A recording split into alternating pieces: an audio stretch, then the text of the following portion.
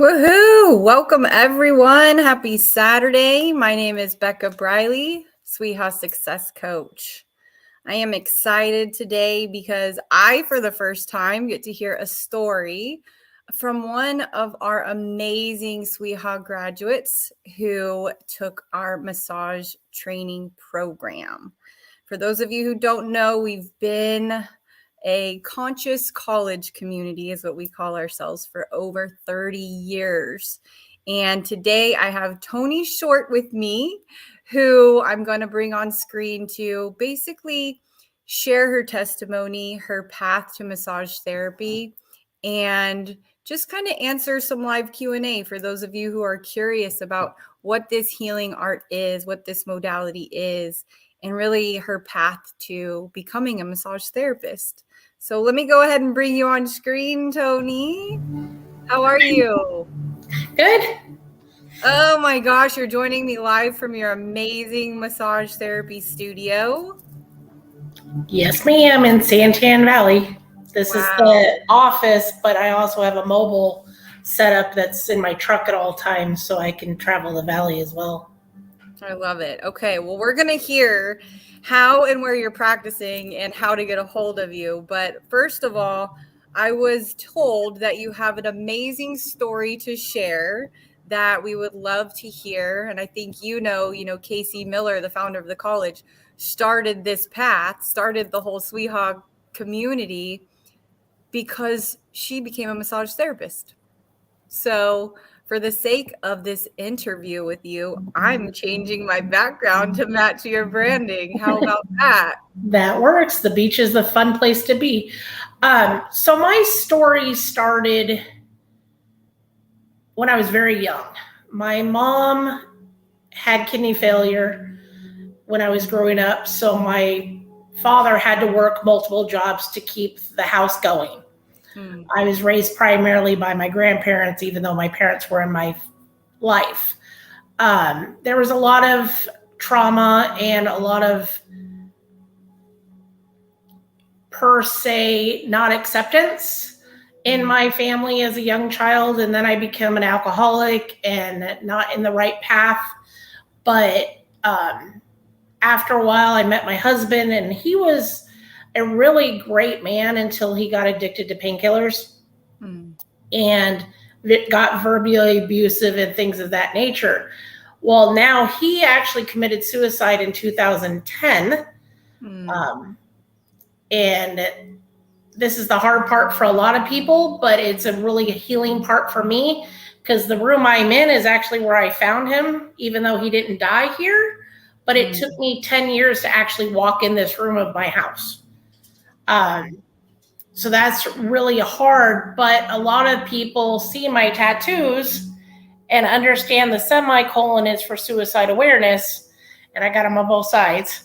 So a lot of my clients have either dealt with it or know somebody that has done it or suffering themselves. But when I was in SWIHA, I started in June of 2020, right in the middle of the pandemic. And I was working a 13-hour day job, working 70 hours a week. And I'm like, my new husband, I'm like, I can't do this anymore. My kids are just going to college. They don't need me as much, but I want to do something fulfilling to other people. So we went to school, and in September is probably the worst month of my life. I was in an anatomy class with Scott. Great guy. But unfortunately, that was also my mom's anniversary of her death, my mother-in-law's anniversary of her death, my late husband's birthday. My best friend happened to shoot herself in the head in 2020. That same week, I had a friend that had a 16-year-old son that committed suicide that week. And I had 2 finals all in the same time. So I went to Joel, and I'm like, Joel, I'm going to drop out of school. And he's like, no, you're not. And I go, yes, I am. I've never finished anything that I've ever done in my life. I went to veterinarian school. I went to business school. I've never completed anything in my life. I'm giving up. He's like, no, you're not. So we tried to retake the test. And I told him, I go, I have too much PTSD about what happened during those tests. I'm just going to retake the class. Well, fast forward 6 months, I retook the class and I got 20% higher every single test that I did previously because I got rid of the PTSD, started the class over, got to that part of the program, and everything was fine. And then just things that he said in our first SWIHA class, the other one I was in, which was taught by Joel, was Swedish. And he did some of his intuitive guide things, and he kind of got me to wake up and actually like myself. Because everybody has never accepted me in my whole entire life. I'm 51 years old. 49 years old, somebody goes, you should believe in yourself. And I did. And now a year and a half later, I run my massage business, Massages at the Beach House. And I also run a pet sitting company, and I also am a landlord, and I set my own schedules. Last year, I went on 6 vacations, which I've never taken a vacation in my life that my parents didn't pay for. So I went 6 different places. Wow. More time with my kids than I've ever done. Because their dad was disabled. I had to work from home and work and be his caretaker. And we never had money. But now it's like, I even since I talked to you last before we went live, I've had 3 people reach out to me. It's like, when can I get in? And it's like the end of the month. I'm booked out a week and a half in advance, which is great. So yeah, it's a good thing. And I know Joel never will take the credit because Nope, he won't. And he's like, no, Toni, you did it. I'm like, no, because he, besides my husband and my kids, he's the only one that actually said, you can do this. You know, like the first time he saw me massage, he's like, you've never massaged before in your life? I'm like, no, except for my husband being disabled and helping him feel better. Not trained massage, but making him walk every day. So, I mean, if you look at the behind me from that door to the other side of my room, that's as far as my husband could walk for 13 years. So it's 10 feet. And so when you have to massage a person every day to get them to work, that's why I went into the medical side of our track, because there's that energetic track and the therapeutic track. I went the therapeutic, but I also went medical as well. So I did our medical certificate. I did the myotherapy certificate in my 750 hours. But since I've been out of school, I've taken 150 hours of continuing education. I've also scheduled this year another 120 hours of just tool belts, because the more we do, the more we are. I mean, I still talk to John Sanders. I still talk to Ellie. I still talk to Joel. I will miss Susie, but I still talk to her, you know. So I still stop in there all the time, even though I'm not a student at SWIHA now. You're never not a student at SWIHA. Yeah, exactly. So, okay. So what I hear you say is your path with some past trauma and a lot of experiences of people taking their lives led you down this path of like rebirthing yourself to be able to basically hold healing space for other people or be a conduit of their own healing. Could that be right? Yeah, and that's why on my website it says I'm not a massage. I don't do just regular massage. I do massage therapy, because I talk to my clients while I'm massaging them. And a lot of them is like, yeah, I lost, and they don't know me from Adam most of the time. Yeah. And they just go, I lost a friend a month ago, or I'm having problems being mobile and I'm depressed because I can't go for a walk, or my goal is to be on a 3-wheel bicycle in 6 months, but I've been in a scooter for a year.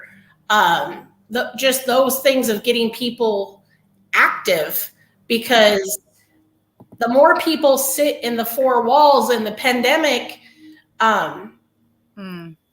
did that to a lot of people that they were in a bad situation. Say they were in an abusive marriage, like mine was at the end when he got really sick. Those people didn't have an outlet. They couldn't go to the store. They couldn't go to the spa. They couldn't go anywhere that they wanted to go because the world shut down. So now that everybody's coming out, they've got all that fear of meeting people. And I've had a gentleman go, I don't want to come to your home to get a massage. I'm like, okay, I'll come to your home. And he's like, but isn't that weird for you? I'm like, okay, so if I walk into a business, I won't name those names. Everybody knows who they are. Do I know my therapist the minute I walk in the door? No. You know, if I go to your home, I'm not going to know you any more than if you came to my home. So that's why I offer both, because there's like, I have cancer clients, I have post-surgery clients that there's not a lot of lymphatic massage therapists out where I live. So you get a lot of the augmentations or the reductions or the breast cancer survivors that need to get that water out of their system. So that's where primary of it, but a lot of mine are people that are immobile, that have edema in their legs. So that way we have to flush that fluid out of the body so they can move. Yeah. Did you become a life coach in this program? I haven't yet. I am taking Intuitive Guide this fall. I'm taking a 1,000-hour program with that. So that's my next little wall of fame. But you took the intro, right? Not yet. Not yet. Okay. When I went to school, I wanted to stay away from the energetic track at all. I was not in the right space of mind when we did the cranial sacral intro. I wasn't happy enough with myself to take on other people's stuff. Gotcha. So as through the program, I was able to close some doors, but leave some doors open and then open new doors. That because it's like putting, and like I did it because I'm 34 years sober. So I literally have done my whole testimony in front of hundreds of people in recovery. So the main thing is I write my testimony as a chapter book.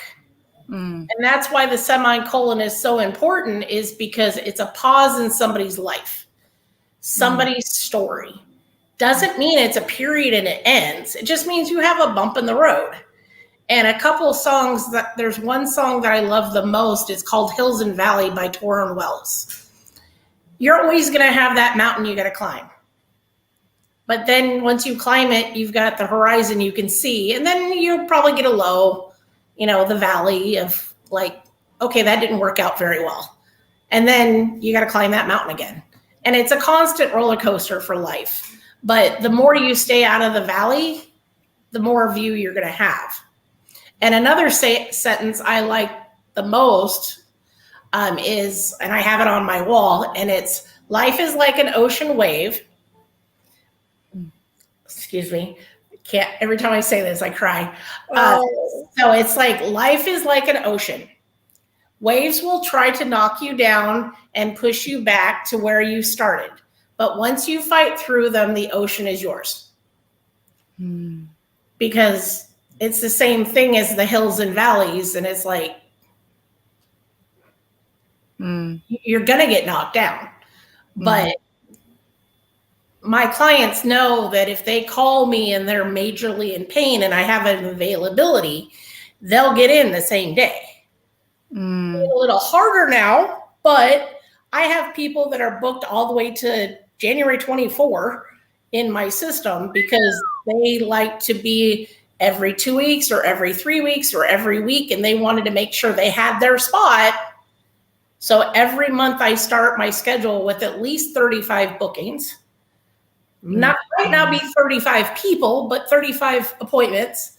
And then I have been ending up anywhere between 75 to 90 massages a month. Wow. Okay, so two things I want to ask about, because this is the reality of being a massage therapist, right? That people have questions about, who are like on the fence of, do I want to do this? Do I not? Number one, because you have that entrepreneurial spirit, you want to work for yourself, you want to take vacations, but you also get to determine where you practice, right? So you have your in-home amazing office, which, can you like give us that camera view, that aerial view that you did for me? Because I was like, wow, that is so impressive. Yes, I will. So what we do is, this is how people see my studio when they walk in the door. So then we have our big beach scene, and then they'll see my availability, because here's my lovely calendar for the week. Love it. And then we have this partition that actually opens to my house. So that way the puppies that I tried to catch before they came up the stairs don't see anything. And then this barn door would go into my personal space of the house, but that way it makes it completely private in here. And then there's that sentence I just read you right there on the wall. Yeah. And then there's a massage chair in the corner.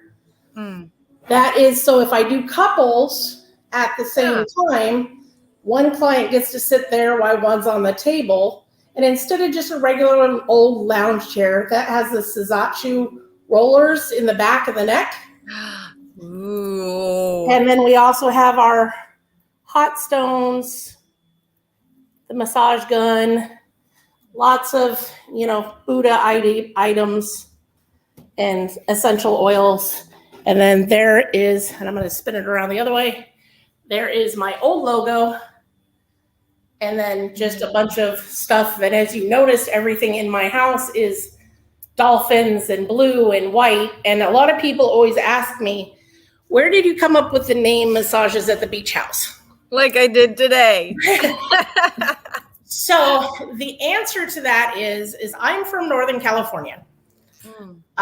So I grew up every Sunday with my grandparents going to the beach and playing in the sand and feeding the seagulls and just having fun.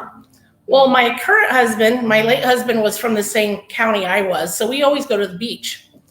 Well, my husband now is from Rhode Island. It is all water. That's the whole state.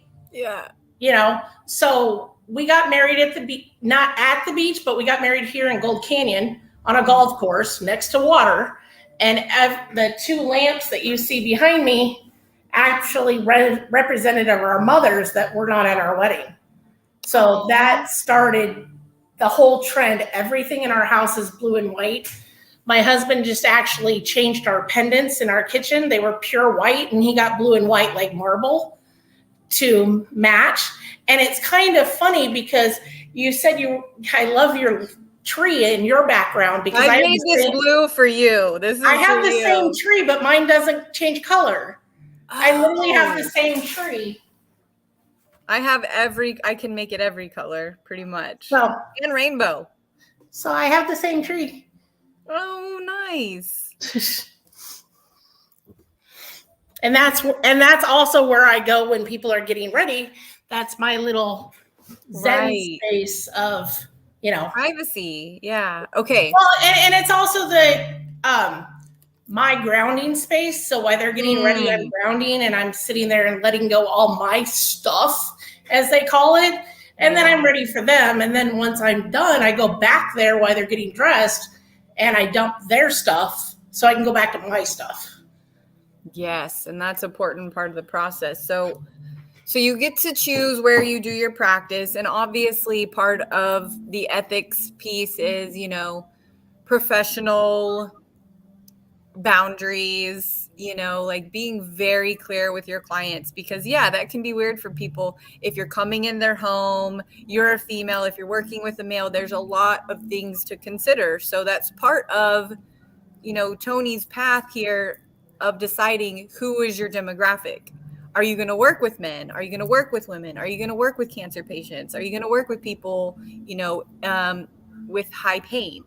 So sounds like, Toni, you made a clear decision that you are going to work with certain demographic, right? And I'm sure Yes, and I'm glad you bring up the female male rule. Yeah. I have, even though I do males travel, they have to come to my studio first. Okay. Because if they're not willing to come to my studio, their first appointment, I will not travel to their house. But Right. if it's like a husband and wife getting a massage, I don't have a problem.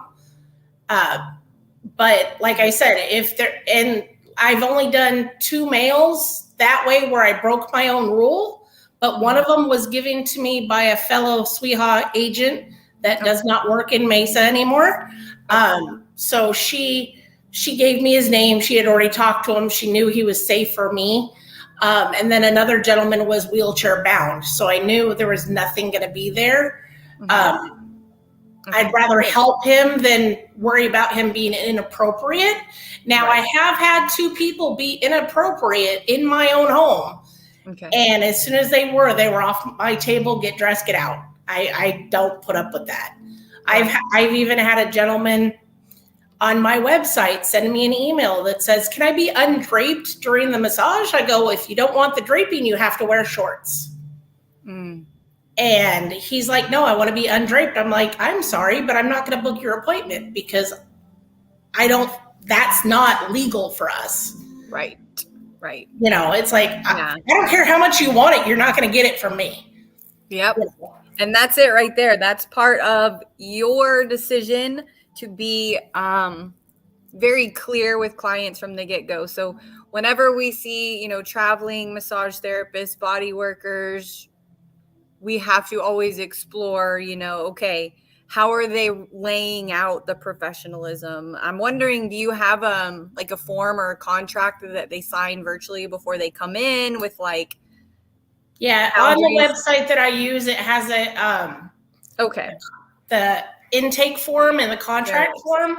Yeah. And then most men will call me and say, hey, do you have an availability right now? It's the way they word it.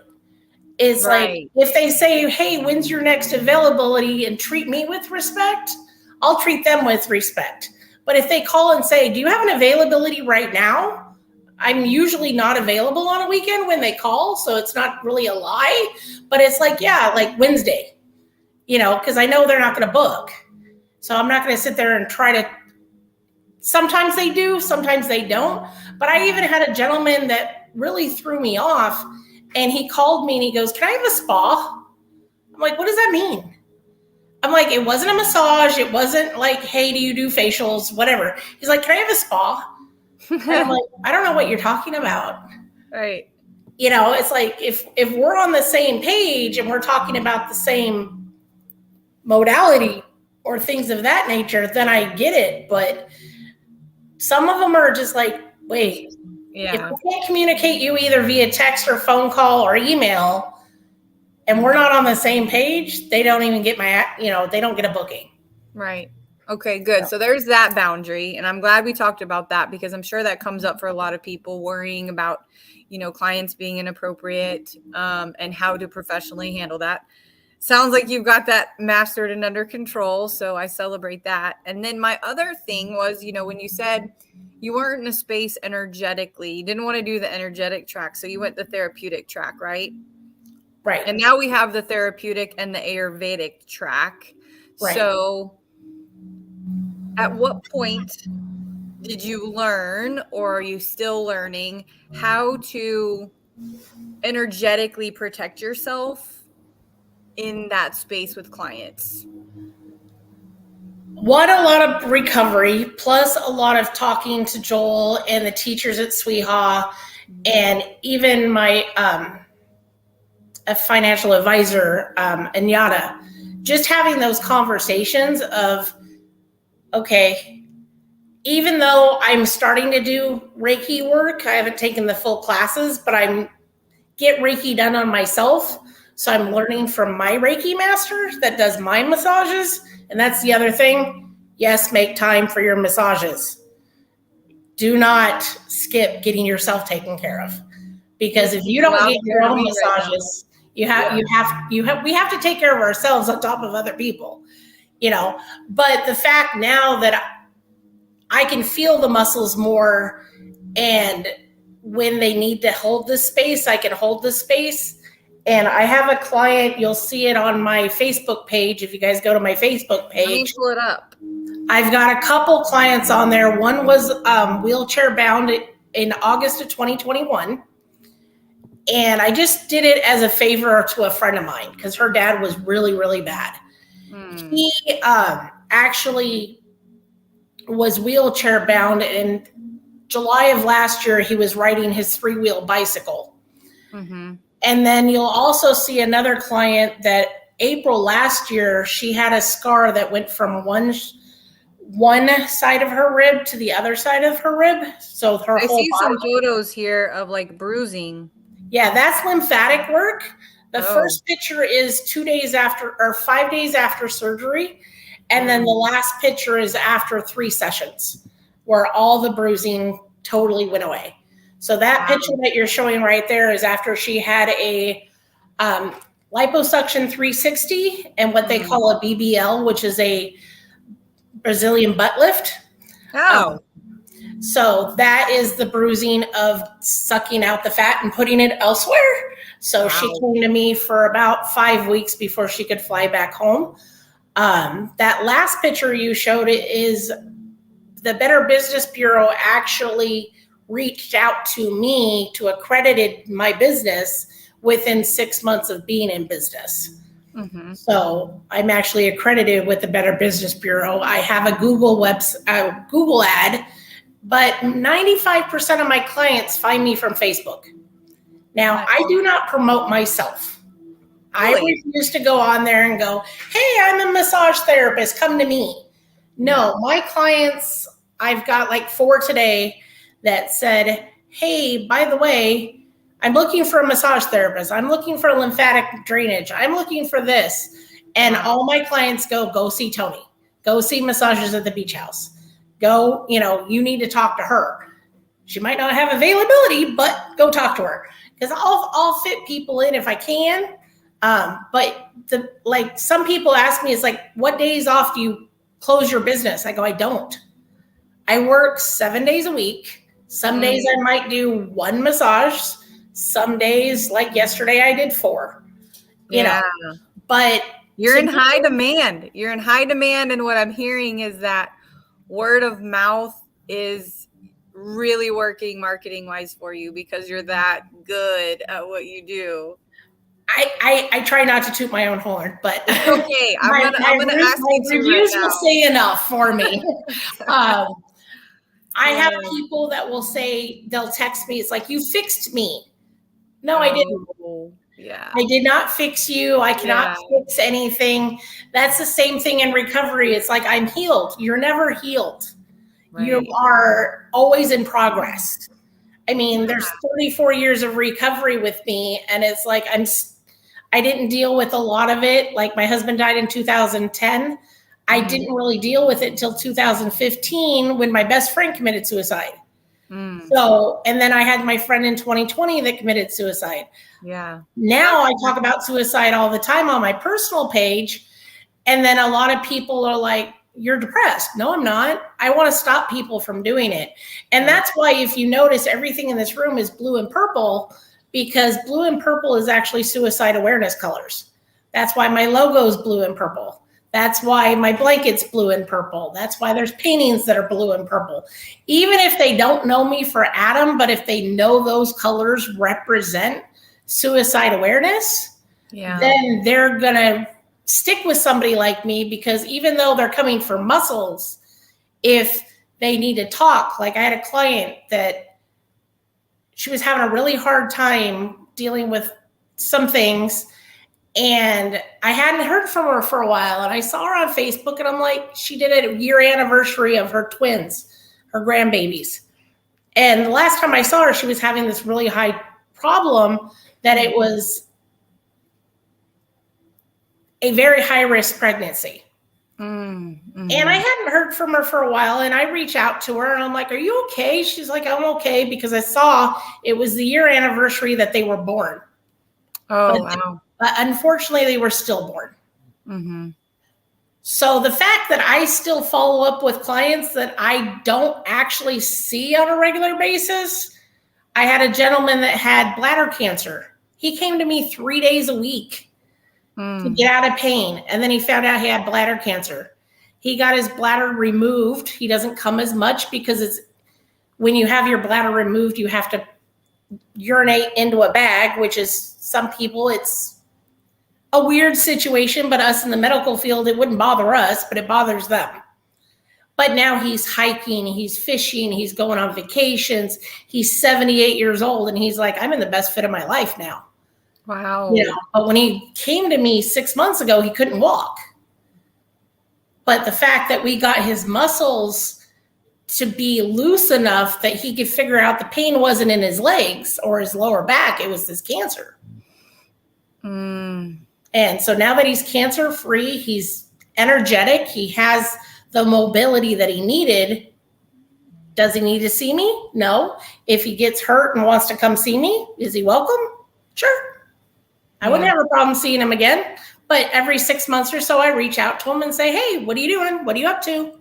And it's the personal experience. It's not like going to the storefronts where every time you go, you're not going to get the exact same, you're never going to get the same massage therapist because when I tell people I do 90 massages a month, they're like, oh my God, that's a lot.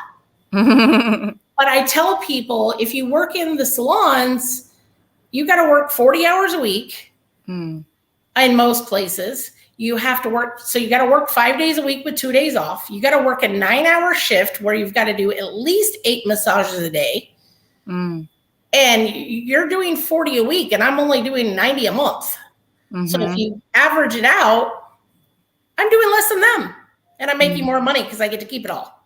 Yeah. It might not be a bad place to start, like, as you know, at SWIHA, you have the experience of working in the massage clinic because obviously you need your practice right where you graduate, which is the best learning experience ever. So you get that feel, but then you're also building your confidence and going, oh my gosh, like I can do this on my own. And maybe some people want to get started working, under somebody, getting clients to them. But then, finally step into their power and go, you know what? I think I'm ready to fly solo here like you did. The only hard part I have, because the lady that has the scar issue on my page, she's actually a massage therapist in one of those clinics. And the hard part is they have to sign a confidentiality clause. So if they quit, they can't work within 50 miles of where they worked. So that way they can't take the clients. So it's really hard to go from working in a clinic to going out on your own unless you work your days off and build your clientele on your time off, but you can't take your clients from that business. Wow. That's really good to know. Yeah. So that's where I try to tell people, once you get your license, even if you work part-time in a clinic, always work your days off, even if you're tired, even if so say you have Mondays and Thursdays off. Mondays, you go get a massage. Thursday, you go work on your own. Then as you get your clientele built up, and I have a lot of friends that have done this, where then you tell your full-time employer, I want to work part-time. Then you fill your clientele up some more. And then you're like, oh, I can only work 2 days a week. You build your clientele some more. So you transition from going, I'm employed, to I own my company. Right. So what I did as a helpful tool, I worked at Walmart at the time when I went to school. So on my day off, I said, hey, friends, I'm going to massage school. Let me practice on you. Yeah. No money. They wanted to tip me. They could. It just went to school fees. But I wouldn't charge them. And I said, I just took Swedish class. Let me practice Swedish. I just did trigger point. Let me work on, because I know how their bodies feel because I worked there. I know what my body went through, and I got a massage twice a week going to school. So I'm like, yes, this is great. I love it. And they would always see me on Thursdays when I went back to work after Monday, Tuesday, and Wednesday school. And they're like, why are you so relaxed? It's called massage. And so a lot of them came in on my one day off between SWIHA school and my full-time job and said, can you help my shoulder? Can you help my lower back? Can you help this? And I'm like, I don't know if I can, but we'll try it. Yeah. And then that's where my business already had the clientele before I got the license to actually set my fees. Yeah. And that's the other thing people always ask me is, how do you set your market? Mm. And I've had a lot of massage therapists that I'm friends with now, because in the industry you meet others and you try to pick their brains. And I had this lady that was in the business for like 25 years. And she came up to me, she goes, "You're not charging enough." I'm like, okay. She's like, "Well, wouldn't you want to charge more and work less?" And I'm like, no. I charge $1 a minute. So if you have a 30-minute session, it's $30. Mm-hmm. If it's a 60-minute session, it's $60. Mm-hmm. If it's travel, it's a little bit more depending on the area, because I have a 10, 20, and 30 distance fee for that. But here's what I do differently, which a lot of people don't do. Mm-hmm. My 90-minute massage is only $80. Mm. My 2-hour massage is only $100. Wow. A lot of people will sit there and go, well, why isn't it $120? Why isn't it $150? Because the people that need a 2-hour can't really afford a 2-hour session.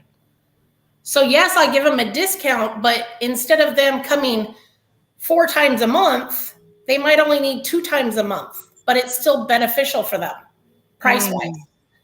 And I live around 5 senior communities. They're on fixed incomes. And most of my clients are age 50 and higher. So why would I sit there and go, oh, I want to charge $150 in a session, which some people do, but I'm not going to get the clientele. I'm not living in Gilbert or Scottsdale or North Phoenix. Now, I have a friend in Wisconsin. He goes, if he's a massage therapist here and he just moved to Wisconsin, he goes, I won't even get licensed in Wisconsin because people can only pay $30 an hour. And for him, that's not worth it.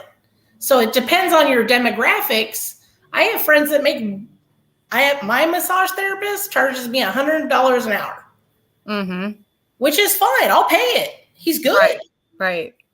But I don't want to charge that to my clients because I know their demographic. And they usually got medical bills due to cancer and things of that nature. So why do you want to add another expense? Wow, your heart is so in it. I love that. And so with your low price point too, that means they can still tip you $50 on top of what you're advertising or what you have listed, out mm-hmm. there. So that's. And then the other thing is, I said I was not going to take credit cards because of the little fees they charge you. Yeah, which they do more of now. Right. But the reason I started taking credit cards is because people can use their health savings account cards as a credit card, but then it's paid through their insurance, because a lot of insurance companies won't cover massage, which is why I do not deal with insurance. You pay me cash. You want to bill your insurance, I'll print you a receipt. You can submit it. If they pay you, they pay you. If they don't, they don't. But that's the only reason I started taking credit cards, because I take Zelle, Venmo, PayPal, Cash App, Apple Pay. Mm-hmm. I think I hit them all. And then cash is king. But, and then people go, well, I'll pay your fee on credit card and I'll hand you cash, so you don't have to claim it with taxes. Yeah, yeah. I'm like, nope, I report every penny that goes through because it's my job. It's like, I can't sit there and go, oh, well, he paid me 20, but and then I can say, oh, I only charged him 40 and keep the cash. It gets too complicated, people. Just what they give you is reported. It makes your life easier later on, Look at you and your integrity. I love it. Well, and I see that you're so well branded. Like, you're wearing your tank top that's branded. You're branded everywhere. Do you have one of those magnets on your vehicle? No. I actually had massages at the beach house on the back of my vehicle, and all the modalities I did. And then I talked to my insurance agent, and he said, do you want to pay triple for the insurance? Because if you use your vehicle as your office, which mine is because I'm a mobile massage therapist. Now, if you're just driving to your studio, mm-hmm. And parking your car, it's not a problem. But since I'm working out of it, you have to get commercial insurance. And if you have commercial advertising and not commercial insurance, they could not pay if you get in an accident. So you basically definitely want to check with your advisor on that to make sure you're covered in the long run. The other thing I did not show you guys, because it's in the middle of construction, is I do aqua therapy as well. So I do water aerobics with some people, floating techniques with other people. But right now my pool is actually in the middle of a remodel.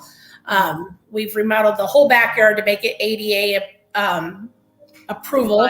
And then, so the pool is getting totally revamped for it. So this summer it will be aqua therapy. We added to the program as well. Nice.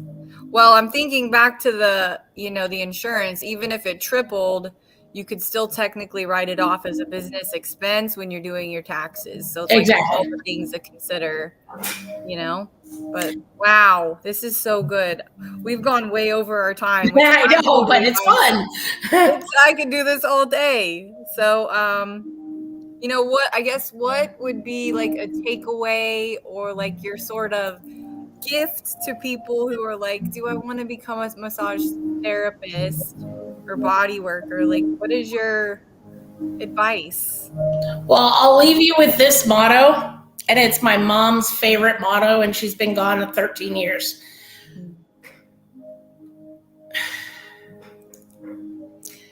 Tomorrow never comes because it is today. Today will become tomorrow, but that's why you're here. So if you're thinking about, I'll do it next month, or you'll do it next year, or I want to do something with my life, but I've got A, B, C, and D, and E that I got to do first. Tomorrow's never promised. And with me losing so many people to suicide in this world that 22 veterans kill themselves every day due to PTSD and suicide, and you don't know, with all the people that cannot drive in Arizona or any state that you're in, there's motorcycle vehicle accidents and people die every day. So if you're planning on doing something that you have, even if it's a hobby and you want to help people, even if you want to just take the courses and do it one day a week, just something that's what you want to do on your day off. I'm 51 years old and retired from corporate world. I make a lot more money than I did now than I had to work 40 to 50 hours a week. I don't do it for the money anymore. Yes, the money's nice, but I do it for the clients I meet, the stories I hear, and the things that they can teach me through their experiences. Because the more we talk to my clients, the more I learn being a correction officer is not an easy job. Working for the politicians is not a good job. Working retail is miserable. Even being an adult, people that are truly retired that have no passion, and they sit and be statutary all the time. I got one of my clients that now volunteers at a horse therapy place because she can walk now, but that's her out. Now, instead of sitting and watching TV all day, she helps underprivileged kids ride horses. So if I can help somebody not stare at four walls every day and go find something that they want to do, if it's hiking or playing with horses or dog sitting or anything else that they want to do besides sitting at home and being depressed. Yeah. I love that so much. I'm sure that speaks to a lot of people watching and who will rewatch this, just do what brings you joy. Yeah. And if any student wants to sit down and have a talk or, get a massage to see what a different perspective, they can look me up on Facebook, my website, text me, email me. Doesn't matter. I'll answer anybody, because even the few of the people that I went to class with for 11 months, we're still friends. We still talk to each other. One of them's my massage therapist. So it's like we're all still family, even though we're not at SWIHA every day. Yeah, it's community. No matter how near or far we are, we're always together. We always support each other. Exactly. And refer people to each other, for what I don't do, you do. So right.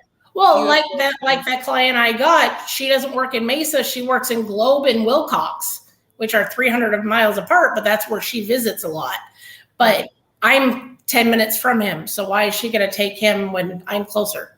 But that's what I do. Is like people that are out of my range. It's like, hey, you should go see this person, or I don't do pregnancy massage, but I have a lot of massage therapist friends that do. I'm like, I'm sorry, that's just not one of my realms. Yeah. But maybe someday. I don't know. Yeah. Never say never. Well, thank you so much. This was beautiful, insightful, inspiring. And I honor your path. You've turned a lot of that pain into purpose and those wounds into wisdom. And now you're able to help hold space for other people on their healing journeys, knowing that they're not alone. That's the important thing, because the more we isolate each other, even with everything that's going political or in other countries, the more we help each other, the better the world will be, versus I have nobody to turn to. I had 3 people the other day that reached out to me because they were having a hard time. I'm like, okay. And then they're like, I'm sorry to dump on you. I'm like, I'd rather you dump on me than do something to yourself. Right. Yeah. Well, Becca, have fun. Thank you. Thank you so much. No, I appreciate this, and we want to do more of these. So I thank you, Toni, for being one of the first to say yes. And this was super fun.